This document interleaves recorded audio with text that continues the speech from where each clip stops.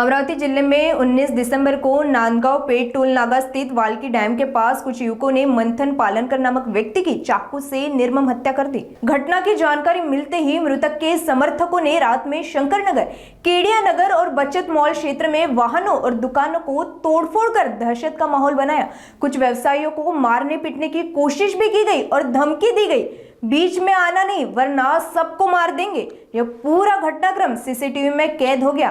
घटनास्थल पर विधायक रवि राणा पहुंचे और उन्होंने पुलिस से आरोपियों की तत्काल गिरफ्तारी की मांग की। पुलिस आयुक्त राकेश ओला ने तुरंत घटनास्थल का निरीक्षण किया।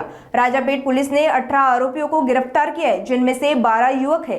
साथ ही 6 नाबालिग बच्चों को पुलिस ने उनके अभिभावकों के पास भेजकर बाल न्यायालय में पेश किया। घटना में शामिल अन्य आरोपियों के खिलाफ विभिन्न धाराओं में केस दर्ज किया गया है। काल संध्याकाळी 4 वाजताच्या दरम्यान नांदगाव पोलीस स्टेशनमध्ये आपला बोर नदी प्रकल्प तिथे जे वाळकी डॅम आहे तिथे एक तरुण युवक होता, त्यांची हत्या झाली होती। तिथे आमचे सर्व यंत्रणा पोलीस यंत्रणा तात्काळ पोहोचली। तिथे त्यांची जी हत्या धारदार हत्याराने केली होती त्या संबंधाने आपण सीआर नंबर 450/2025 अंतर्गत धारा 103, 190, 91, 61 अंतर्गत दर्ज केला होता।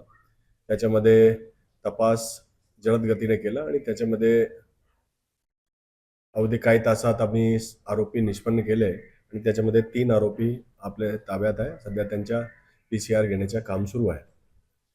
त्या घटनाच्या अनुषंगाने ते जो मृतक होता त्यांचे काही मित्रमंडळी त्यांनी राजापेठ पोलीस स्टेशन अंतर्गत जे केडिया नगर, शंकर नगर जो एरिया आहे तिथे मोटरसायकलवर दहशत पसरवली। त्यांनी संगनमत करून लोखंडी रॉड दांडक्याने काही गाड्यांचे नुकसान केला। त्याच्यामध्ये तातडीने पोलीस त्या घटनास्थळी पोहोचली आणि परिस्थिती हाताळली। त्याच्यामध्ये रात्री आम्ही क्राइम नंबर 794/2025 अंतर्गत धारा 189, 90, 91, 109, 311, 310, 324, 351, 52 सयपटीत 61 BNS अंतर्गत दर्ज केला। त्याच्यामध्ये तातडीने आरोपी आम्ही निष्पन्न केले आणि रात्री जवळपास 18 आरोपी आम्ही ताब्यात घेतले। त्याच्यामध्ये 12 आरोपी जो मेजर आहे आणि 8 आरोपी जो आहे विधी संघर्षित आहे। त्यांनी त्यांचे पालकाचे हवाला केला। आता हे जो आरोपी आहे त्यांना जे विधी संघर्षित आरोपी आहे त्यांना बाल न्यायालयासमोर हजर करणार आहे आणि जे मेजर आरोपी आहे त्यांना आता न्यायालयासमोर हजर करून त्यांच्या पोलीस कस्टडी रिमांड घेणार आहे।